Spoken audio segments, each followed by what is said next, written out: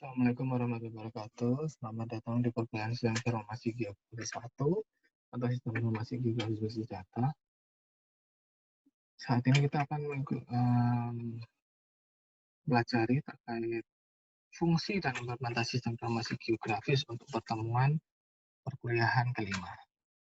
Oke, kita langsung saja. Nah, ini adalah 6 pertanyaan dasar yang harus terjawab jawab oleh Sistem Informasi Geografis.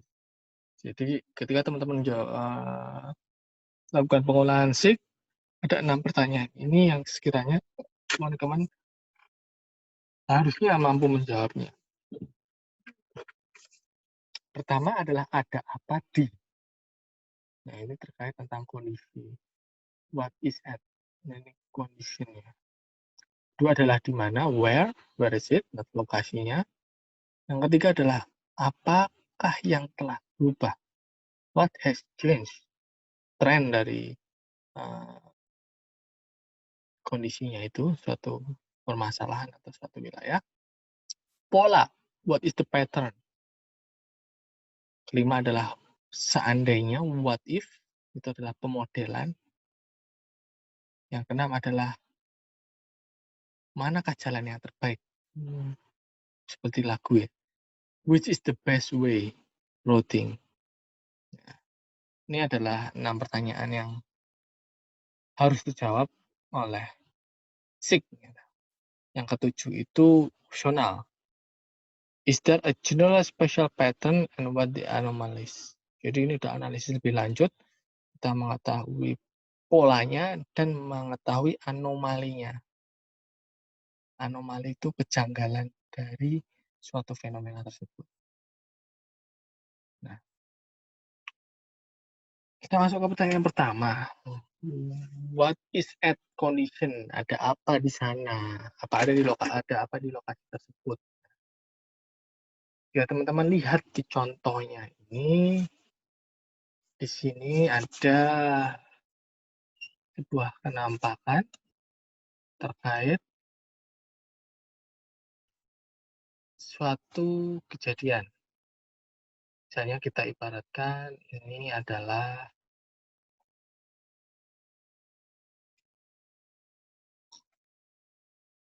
objek X. Ini adalah objek Z dan ini objek Y.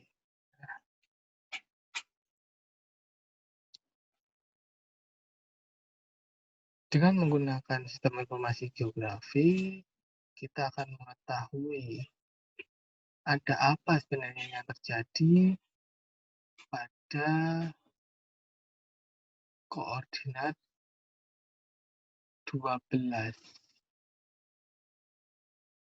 timur, 12 derajat timur, dan 3 derajat selatan. Oh, ternyata di situ ada kejadian X.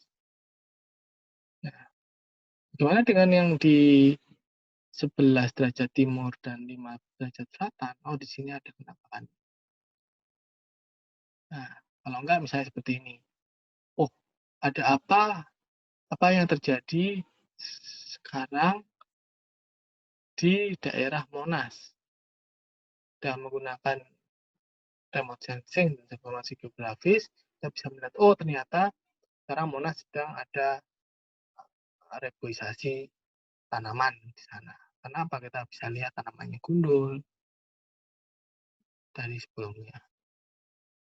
Nah, ini terkait dengan pertanyaan was it at, atau ada apa di. Itu kondisinya, jadi kenapa kondisinya itu ada apa di sana. Di mana? Contohnya dari mana objek ya. Nah, where is it? Di mana lokasinya? Nah, lokasinya di mana? Yang tadi di balik. Di manakah letak dari Mall Taman Anggrek? Oh, dia pada lintang sekian, pada bujur sekian. Di manakah letak rumah saya? Rumah saya ada di lintang sekian, bujur sekian. Nah, dengan GIS kita bisa menjawab suatu letak dari suatu objek. Nah, selanjutnya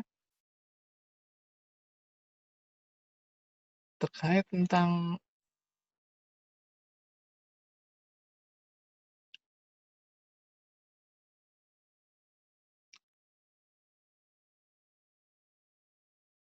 what is change?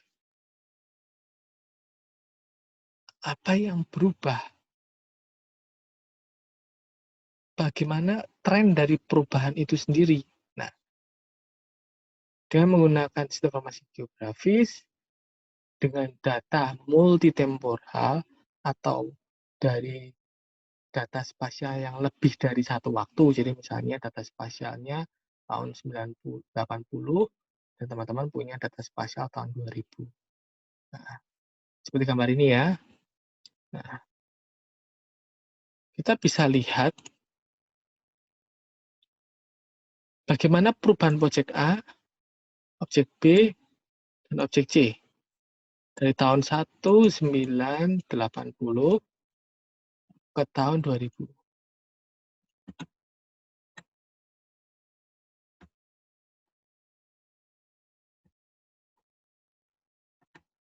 Ya, tahun 2000 ini kita bisa melihat gimana perubahannya. 2000 ya di sini.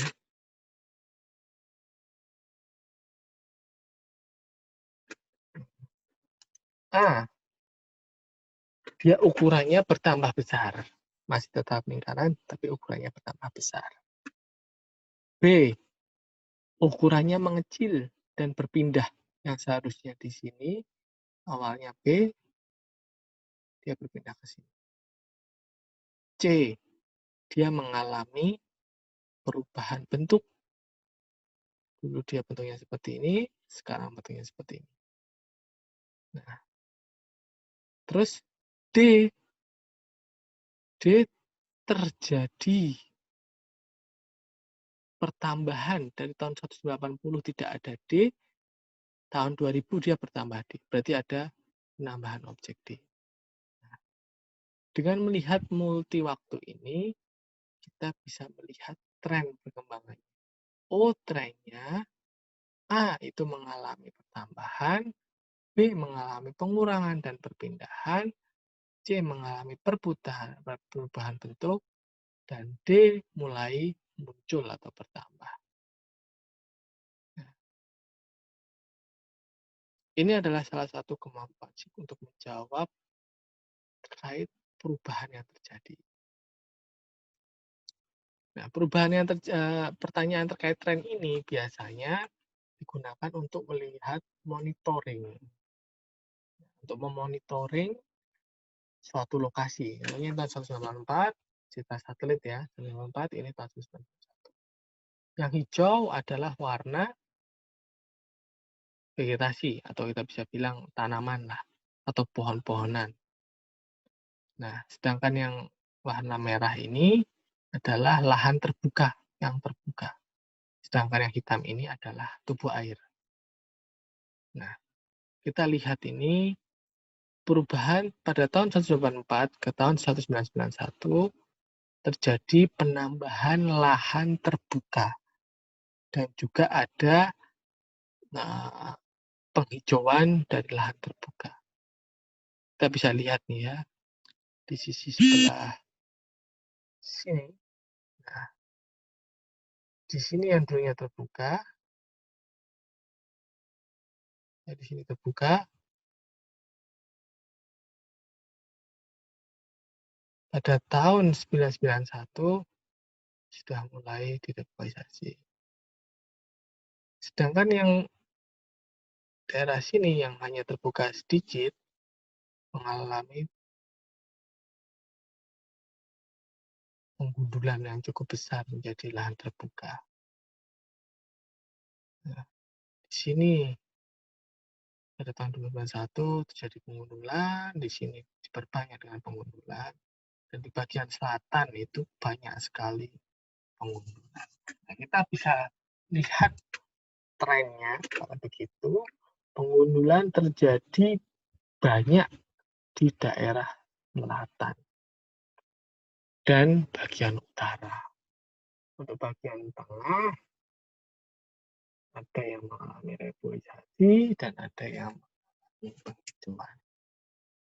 Nah, seperti itu kita bisa melakukan monitoring terhadap suatu wilayah. Yang keempat adalah pola. What is the pattern? Nah, ini untuk melihat pola suatu objek. Pertama, misalnya contohnya, ini gambarnya seperti ini ya. Apakah terdapat pola pada objek X? Kita lihat nih, ada polanya nggak nih X-nya? Oh, ternyata polanya dia membentuk garis dari arah barat laut ke tenggara. Ya, turun. Ya, ini ya dia bentuknya. Apakah ada hubungan antara X dan Y? Kita bisa lihat nih. Oh, ternyata X dan Y itu selalu berdekatan. Sedangkan pola spasial Z itu semakin ke arah timur laut, maka dia akan semakin besar. Ini pola yang dapat kita lihat. Nah, untuk mengetahui pola itu, kita harus melihat secara detail dan general. Gimana maksudnya itu, Pak? Detail itu kita perhatikan benar-benar setiap objeknya, tapi kita melihat dalam cakupan yang luas. Nah, sehingga kita bisa melihat bagaimana pola dari suatu objek. Nah, yang kelima adalah seandainya what if. Ini adalah pemodelan. Jadi kita membuat sebuah pemodelan dari data yang ada sehingga mendapatkan informasi untuk pengambilan keputusan. Nah, contohnya ini, terdapat sebuah pulau dengan dua wilayah. Ini pulau A, satu pulau dengan kecamatan A dan kecamatan B. Nah, teman-teman ini mendapatkan info nih, pulau ini dijual dengan harga 100 miliar misalnya. Dan diperbolehkan membeli dalam sebagian dana. Jadi boleh beli sebagian, tidak harus satu pulau ini dibeli.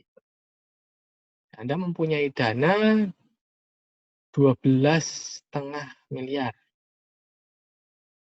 Dan Anda dipercayakan untuk investasi oleh sebuah perusahaan untuk perkebunan kelapa sawit. Daerah mana yang Anda harus pilih untuk kelapa sawit itu? Nah, ini kita membuat pemodelan ini. Jadi kita lihat misalnya, teman-teman harus pelajari dulu kelapa sawit itu hidupnya di mana. Dia butuh apa saja, dia butuh kondisi yang seperti apa. Nah, teman-teman pelajari. Nah, misalnya nih, kelapa sawit itu membutuhkan banyak air. Nah, air itu letaknya berada di laut atau di sungai atau di air bawah tanah. Nah, kita lihat nih dari dua kecamatan ini yang punya air yang mana? Oh, ada dua, Pak. A dan B punya, Pak. A punya air tanah, B punya air tanah. Benar. Tetapi B juga punya sungai di sini. Sungai di sini untuk mendapatkan air cukup mudah. Tidak perlu mengebor dan tidak akan menghabiskan air tanah. Nah, sungai ini menjadi pilihan yang terbaik untuk dijadikan lokasi perkebunan sawit sebagai sumber daya airnya.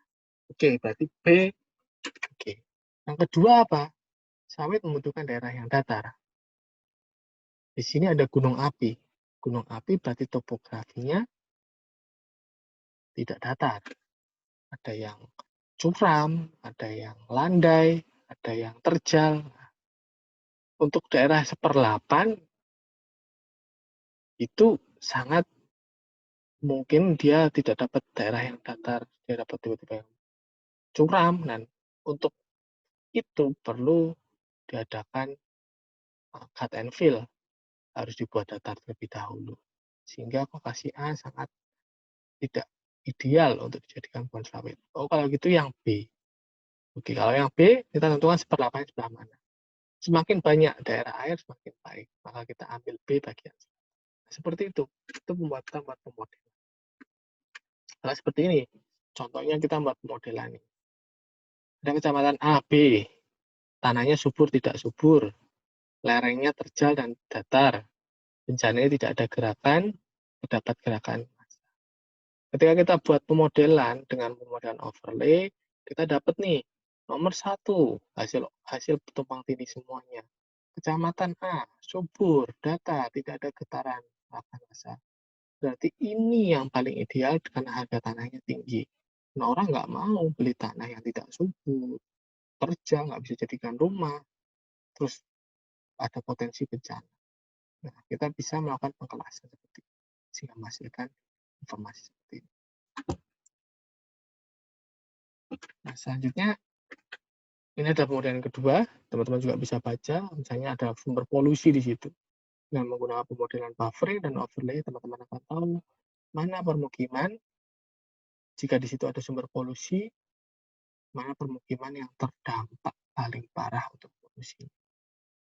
Nah, yang terakhir adalah manakah jalan yang terbaik, which is the best routing. Nah, ini teman-teman sering gunakan, sengaja atau tidak, tahu atau tidak tahu, teman-teman sering menggunakan misalnya adalah Google Maps. Jika teman-teman mau pergi ke suatu wilayah, misalnya dari dari Desa Unggul mau pergi ke daerah Cawang gitu.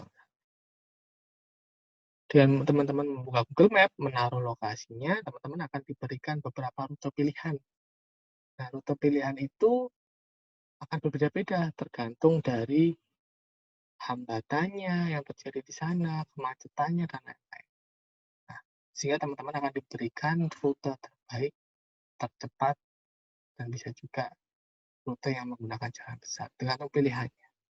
Nah, ini adalah pemodelan untuk menentukan jalan mana yang terbaik. Nah, mungkin itu untuk pertemuan yang kelima. Kalau ada pertanyaan, silakan tanyakan di forum diskusi. Silakan mengerjakan tugas dan kuisnya dengan baik. Saya tutup. Assalamualaikum warahmatullahi wabarakatuh.